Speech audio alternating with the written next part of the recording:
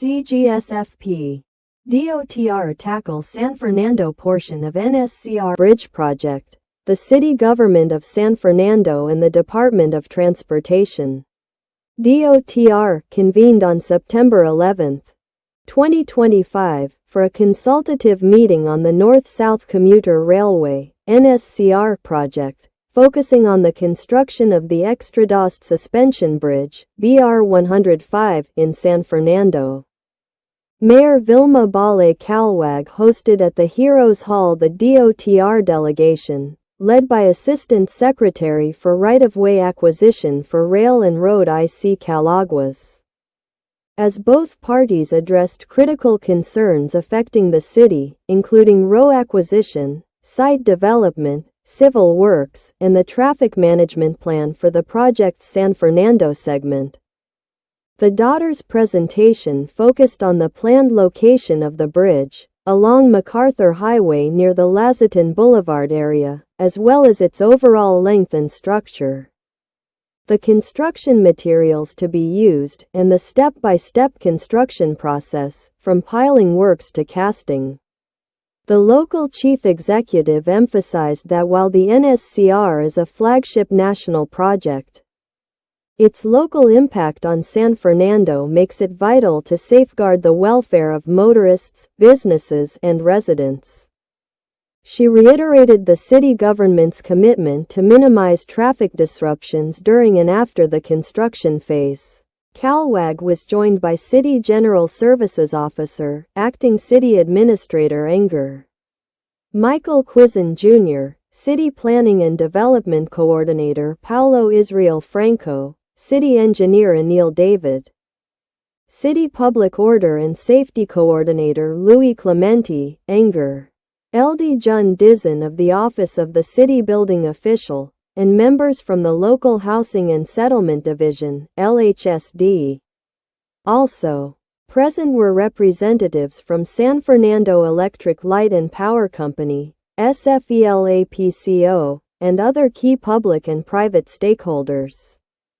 Parties vowed for the continuous collaboration between the agency and the LGU, noting that major infrastructure undertakings such as the NSCR rely on strong coordination with local government units to succeed, reaffirming their commitment to work hand in hand to ensure that the San Fernando portion of the NSCR Bridge project proceeds smoothly, is completed on schedule, and advances development while protecting public welfare.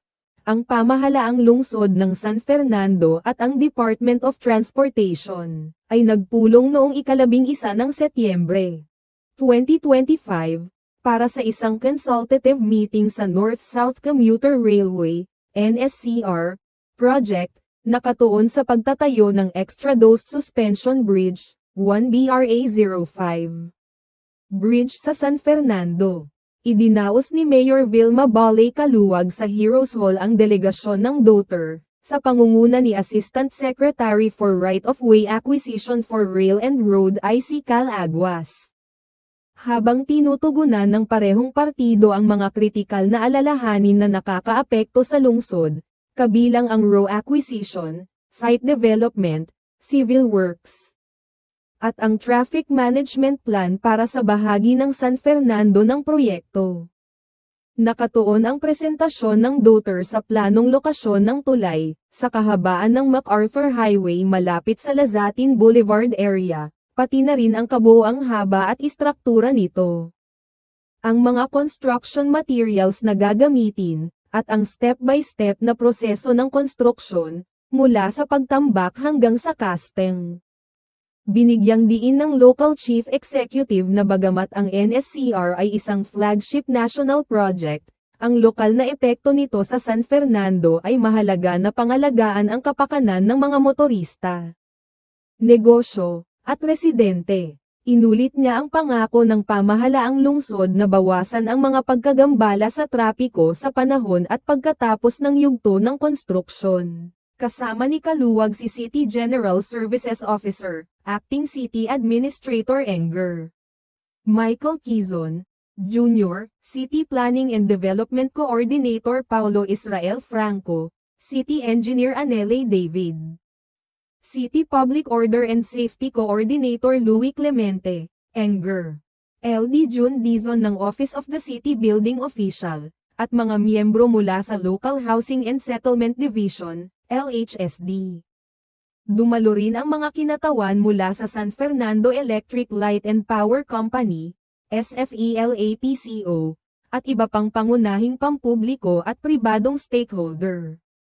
Nangako ang mga partido para sa tuloy-tuloy na pakikipagtulungan sa pagitan ng ahensya at ng LGU. Nabinanggit na ang mga pangunahing gawaing infrastruktura tulad ng NSCR ay umaasa sa malakas na koordinasyon sa mga lokal na unit ng pamahalaan upang magtagumpay, muling pinagtitibay ang kanilang pangako na magtulungan upang matiyak na ang bahagi ng San Fernando ng NSCR Bridge Project ay nagpapatuloy ng maayos, na kumpleto ayon sa schedule, at nagsusulong ng pag-unlad habang pinoprotektahan ang kapakanan ng publiko.